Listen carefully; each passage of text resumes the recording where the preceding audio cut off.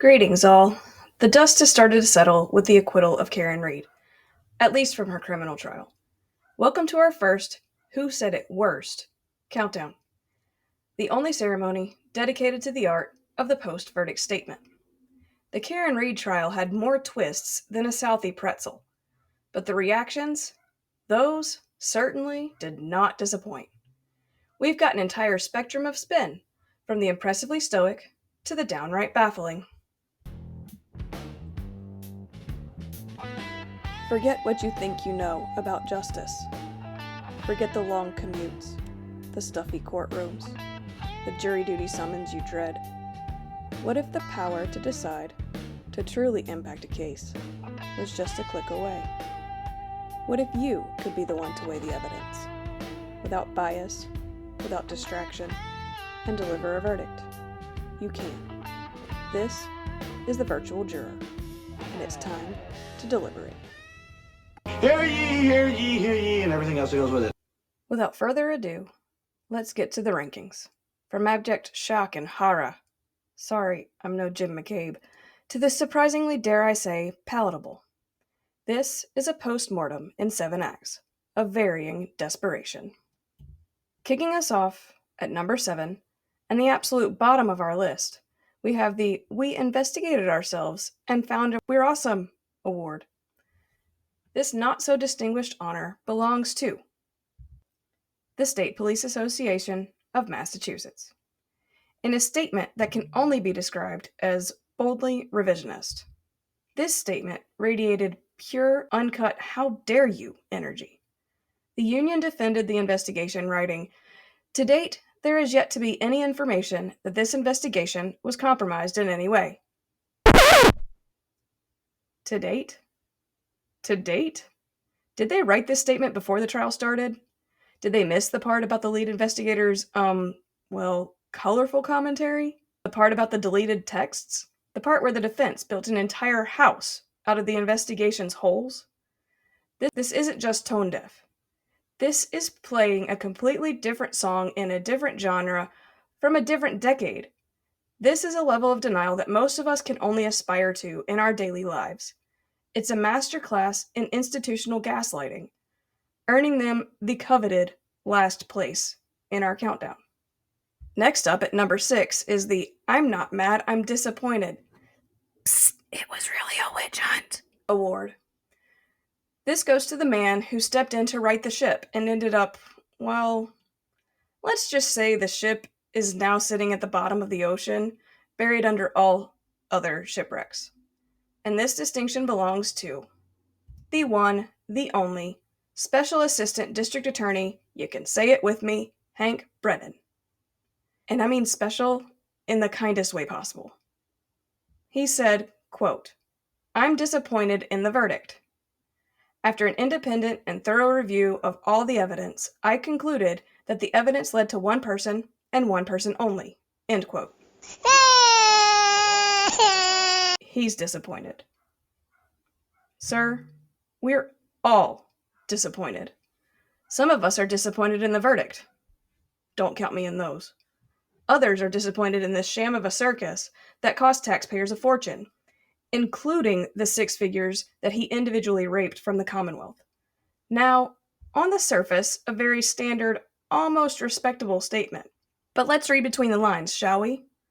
After a lengthy and very public trial where the prosecution's case was, to put it mildly, picked apart like a cheap sweater, this statement lands with the grace of a toddler on a slip and slide. He went on to complain about the campaign of intimidation and abuse, which, to be fair, could be a valid concern. Maybe. But coming after a trial where the prosecution's key evidence was, how should I say it, flexible, at best.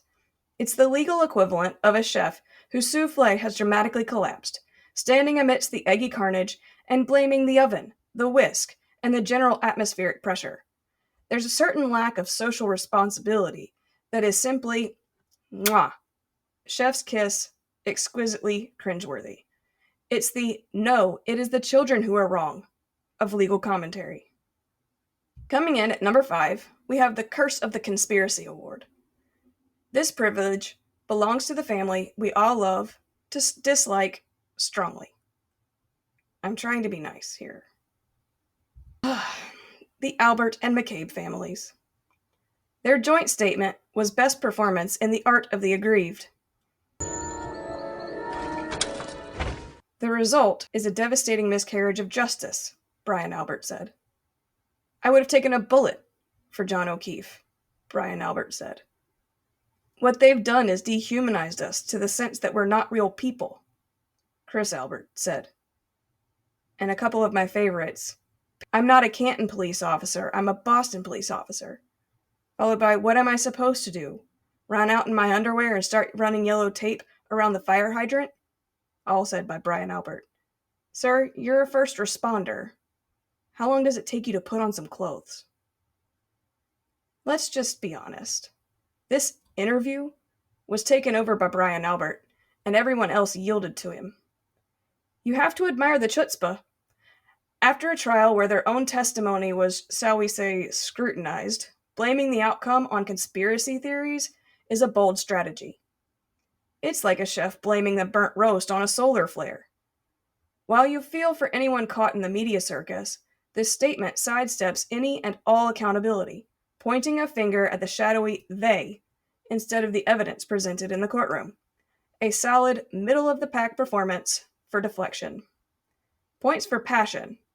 Deductions for huge lack of self-awareness.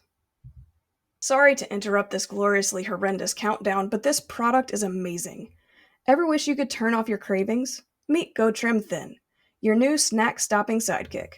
Go Trim Thin supports your body's natural I'm full signal with the power of GLP-1, the unhunger hormone. Packed with lemon fruit extract, saffron extract, and white mulberry, it's smart nutrition to help you feel satisfied and in control. As we age, GLP-1 levels can dip, but Go Trim Thin helps keep cravings in check. Ready to snack smarter? Try Go Trim Thin, your secret weapon for mindful munching. Learn more or grab yours by scanning the QR code. Or you can visit www.shop.com/livefree. That's LIVEFREE. Now, you can receive a 10% off coupon code using 10OFFMA now through the end of 2025. That's the number 10 OFFMA. Now let's get back to the shenanigans. In a shocking turn of events, believe it or not, at number 4 is the "It was just a prank, bro" award. This prestige goes to the man at the center of this tragic non-investigation who has single-handedly done more to promote the use of burner phones than The Wire. You are officially disgraced, dishonorably discharged, former trooper, Michael Proctor. He said, quote, I would say what's in your phone. What's in your private phone? Personal phone. Private conversations. In the televised interview, Proctor addressed his vile messages about Karen Reed, including one where he wished she had taken her own life, by claiming it was in jest and a figure of speech. Sir, I can guarantee you will not find any kind of messages similar to these in my phone. But yeah, it's the classic, it's just a figure of speech defense, typically deployed by middle schoolers after getting caught saying something awful. Calling these texts regrettable is like calling a tsunami a bit of a damp spell. The lack of self-awareness is astonishing. He wasn't just the lead investigator. He became the prosecution's lead liability. Then he has the sheer audacity of trying to get his job back by appealing to our collective digital skeletons, which is frankly breathtaking. It's like a banker asking for his job back because, hey, who hasn't thought about taking a little extra from the vault? This is a masterclass in the what not to do in a PR crisis. For that, Michael Proctor, you have a special place in our hall of shame. Are we finally getting to the good stuff? At number 3 in this catastrophe is the I Am a Human Voicemail Message Award, going to Canton Select Board member John McCourt. But hey, ranking in the realm of reasonable, his statement was the political equivalent of a weary sigh. Quote, we encourage members of the community to move forward together, treating one another with respect through civil, constructive dialogue. End quote. You can almost hear the desperation in his voice. This is the statement of a man who has sat through countless town meetings filled with angry residents in free Karen Reed t-shirts. He's not taking sides. He hears it from both. And one of the board members is an Albert. He's just begging everyone to please stop yelling at each other in the produce aisle at the local Stop and Shop. This statement is the beige of post-verdict commentary. It says absolutely nothing, and that's its genius.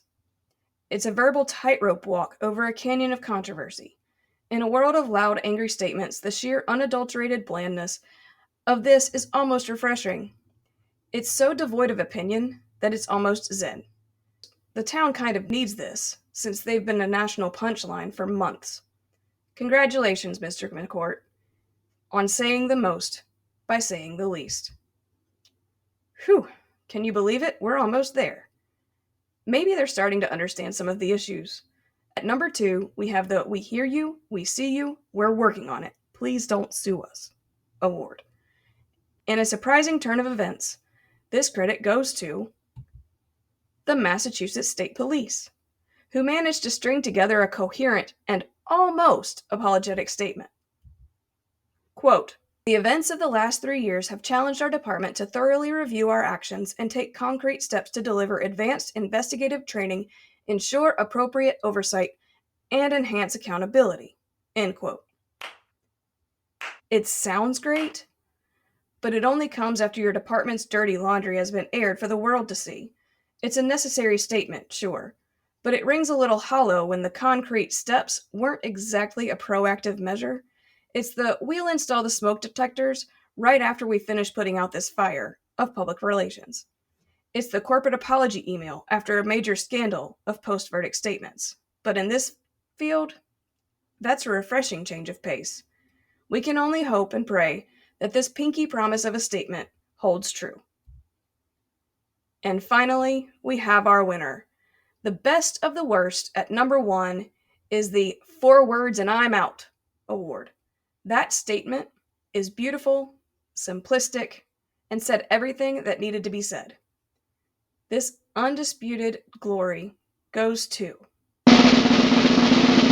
District Attorney Michael Morrissey, who after a multiple years long and multiple million-dollar legal saga that captivated the nation, offered a response of such beautiful, infuriating simplicity that it deserves to be etched in stone.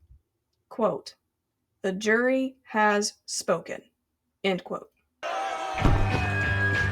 That's it. That's the whole statement. 4 words. It's a work of art. It's a verbal shrug followed by a slow walk out of the room. It's the "I'm not touching that with a 10-foot pole" of legal commentary, despite being the head elected official of the county. While everyone else was busy writing novels of self-justification, Michael Morrissey delivered a haiku of defeat. It's the kind of statement that says, "Don't look at me, I just work here." In a world of overblown rhetoric, Michael Morrissey is a minimalist hero. It's the only statement that didn't make us want to throw our headphones across the room. For that, D.A. Morrissey, you are the undisputed champion of the Karen Reed post-verdict rigmarole. So there you have it. A ranking of reactions as wild and unpredictable as the case itself. Let's raise a glass to the lawyers, the cops, the witnesses, the armchair detectives who made this all possible. And to Karen Reed, who is now free to enjoy a quiet life, or more likely a book or movie deal and a guest spot on Dancing with the Stars. So love your family, love your pets, love your neighbors, and we'll see you next time. Standing here in the shadows of doubt, wheels of fate turning, can't figure it out. Hands are heavy, hearts of stone. This weight I carry, can't do it alone. Eyes of the crowd burning through my skin. The whispers loud, where do I begin? One road to mercy, one road to pain. Every choice here leaves a blood stain. At the crossroads of fire, what do I choose?